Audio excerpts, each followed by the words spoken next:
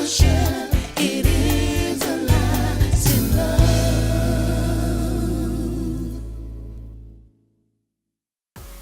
Hello there, welcome to Lasting Love. Lasting Love is a forum where we talk about issues relating to love, attractions, and challenges in marriage. It is also a platform where we learn more about what God's plan, God's ideal plan, His intention for our lives regarding marriage. And my name is Femi Busola. My guests today have been married for over 10 years. Femi and Busola Adun are the founders of Eagle World Outreach. They are authors, and their vision for people is to see people have relationship with God. Today they have defined love as sacrifice, giving, and not looking back. Please watch this.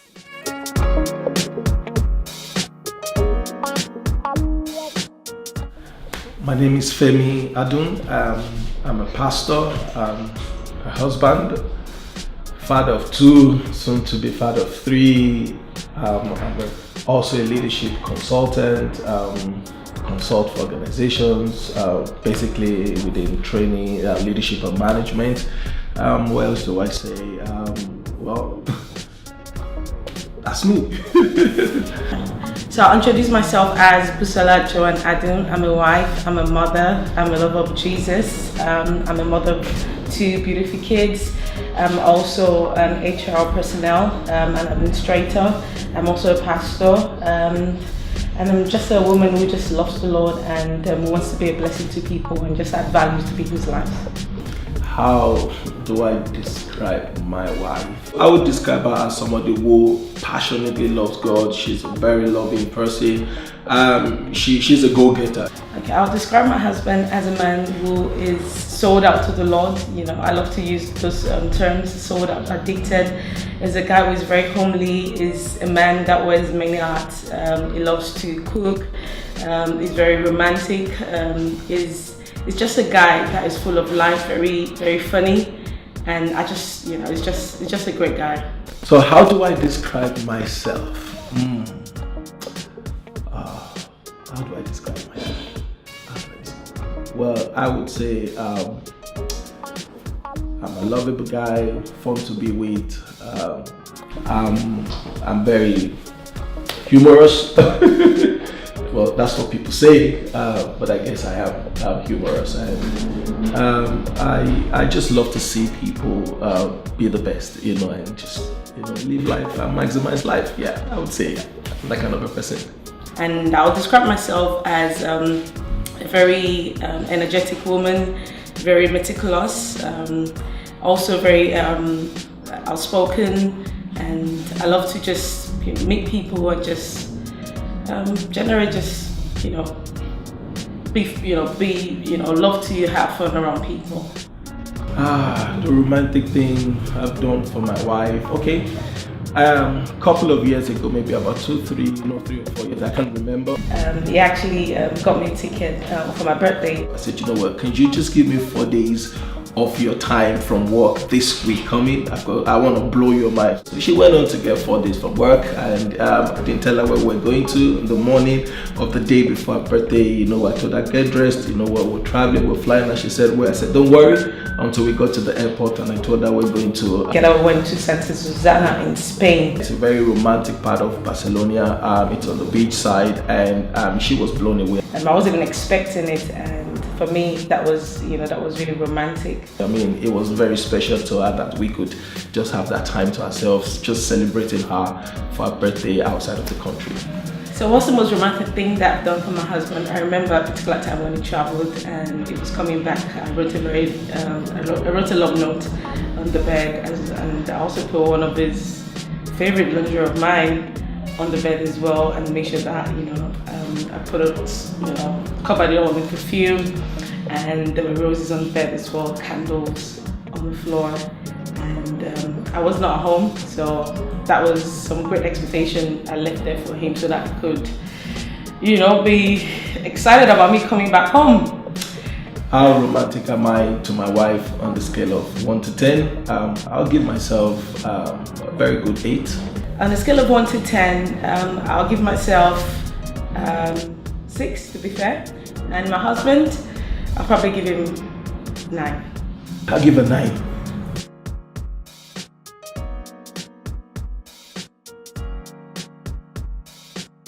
Femi and Busola Adun, you're welcome.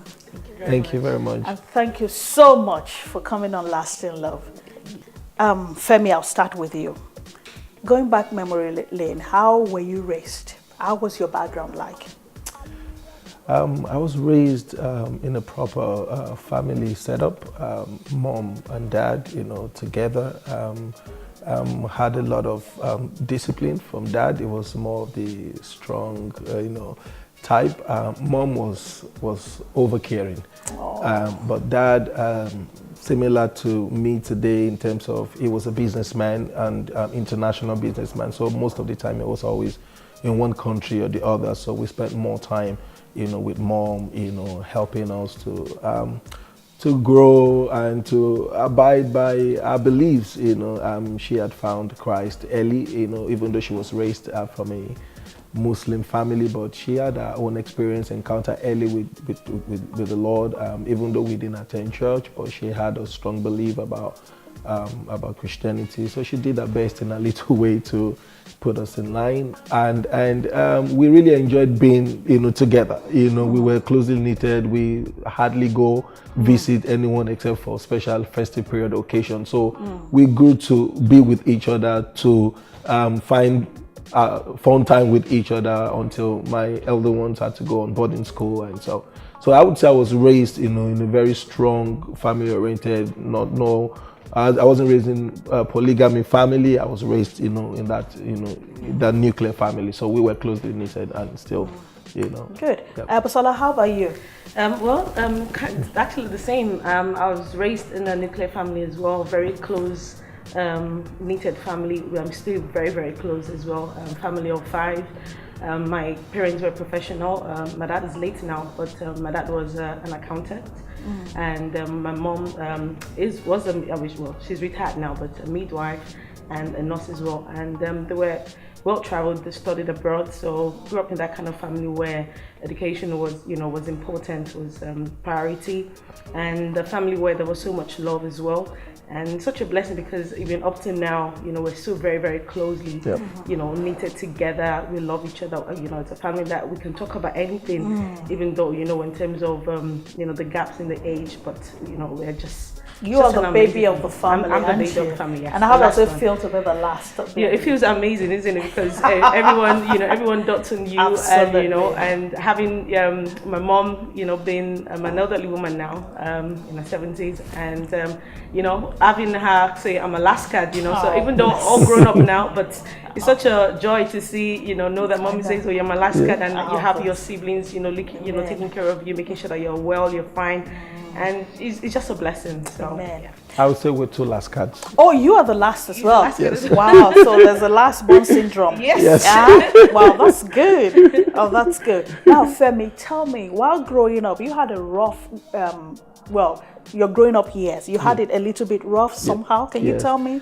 My dad became ill, and so he was a major breadwinner of the family back then, because my mom was a stay-at-home mom, taking care of us. And so when he became ill, of course, his business, everything, he was ill for close to 14 years. So of course, his business, everything. So we spent, most of his income, savings, and investment on, his health care. And so we eventually had to move from. I grew up. I was born in Surulere in Lagos, in Nigeria. From there, we moved to Ikoyi. From Ikoyi to Ajawa Estate. Well, we could tell it's the high end of the city in Lagos back then, but we had to move from that place now to Ojota, where we had to put up with my grandfather. My mother's dad is an Alhaji with a big house, Muslim, Alhaji, and so we had to put up there. Of course, my mom focused more on my dad's health, so of course the liberty we didn't have before,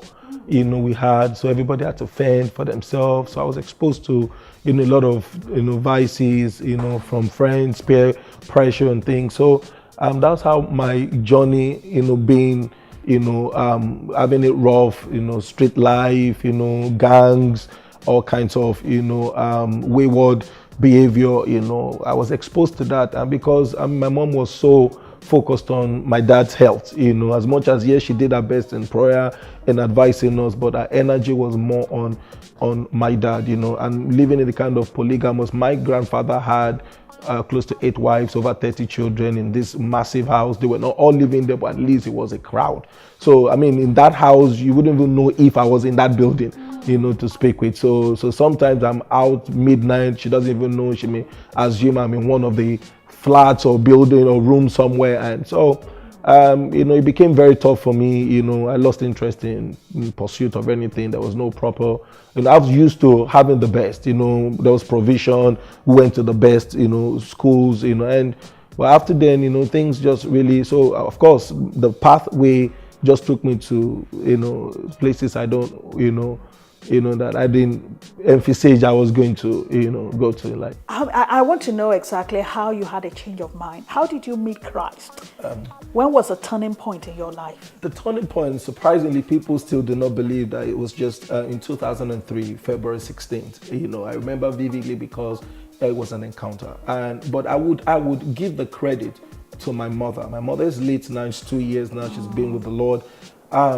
She prayed all through. She prayed many years because she believed, not only did she believe, when she according to what she told me, she had asked God for a son that would serve the Lord, in the capacity in which I'm doing that. So she was very specific about what she wanted. So she wasn't carried away by my waywardness. She knew that this was the enemy's plan to stop what God, had promised her in my life. So she, rather than reacting to all that messed up season of my life, she responded to the promises of God. And so she would pray ceaselessly. When I say ceaselessly, several times I come home so drunk, but I can still hear her praying. Wow. And she would, not even a fly would hear our displeas or our cries or our negative words. Sometimes when I'm brought home wasted, when I'm with her so drunk, and she would just, I can still hear her voice right now in my spirit saying, this is not what God has created you for. The enemy knows what you're going to become, and this is why it's after you. But I will keep praying for you until your change came. So in 2003, February 16, I was in a pub, where I usually hang out with my friends, drinking heavily, smoked marijuana and all that. And that day, I had an encounter that I likened to the Apostle Paul in the Bible's encounter, on his way to Damascus, how the Lord had met him. Because that day, everything was suspended for a moment, and I could hear, the Lord, the voice of Jesus speaking to me to say, if you would dare trust me with your life. There was no evangelism team. I was not in a church service. I was actually in a pub, drinking heavily, and I heard the voice of the Lord said, if you will trust me with your life, I would make greatness out of your life. This is not my plan for you. And supernaturally, I believe, I walked out of that pub that day I lost every desire for the life I'd lived prior to that moment. I didn't go back to my friends. I didn't go back to the hangouts we used to have. In fact, I avoided a lot of places that I used to be with a lot of people. And at that time, prior to that, my sister had been attending this church in Nigeria called Daystar, and she'd been wanting me to go. I remember one of the times she forced me to go. I came out of the church and I lit a cigarette. That was how, I didn't want to have anything to do with church. But now I was open to say, you know what, that church you've invited me to, I want to go there. And that's how my journey, started, wow. there. But that was the encounter that delivered me. Amen. Something just broke inside of me. Hallelujah. And I lost, appetite or taste for anything I'd done prior to that moment. Right, Busola, quickly now. Were you expecting him to propose when he did? You had been dating for some years? No. Months? No, just months, yeah. Okay. We got married in 2005 and we met in 2004. Wow. So were you expecting him to propose when At he the time, did? yes. At that time, he finally did, yes. But there's something, funny here that I would say. When we became, very close and, we knew that, yes, wanted to spend our life together. I remember I said to him, a particular night when we had really talked about, the things that we felt and we needed to address in moving forward in our relationship. And so after I'd said everything, I said to him, so are you not going to ask me out? You did? I did. You did? I did. So you literally proposed I to didn't know, him but now. listen to what he said. He said, but we've been going out. And I looked at him like, Right. What you feel like now? So that was just him being funny. I remember I said, but we've been going out. I said, but what we're talking about here is destiny, and if it's destiny, it's marriage. If it's marriage, it's proposal, not asking you out. That's Exactly. true. So, That's true. So by the time he then proposed at the beach, I went for the singles program. Yes. Oh, wow. You're watching Lasting Love. We'll be right back after the break. We'll be right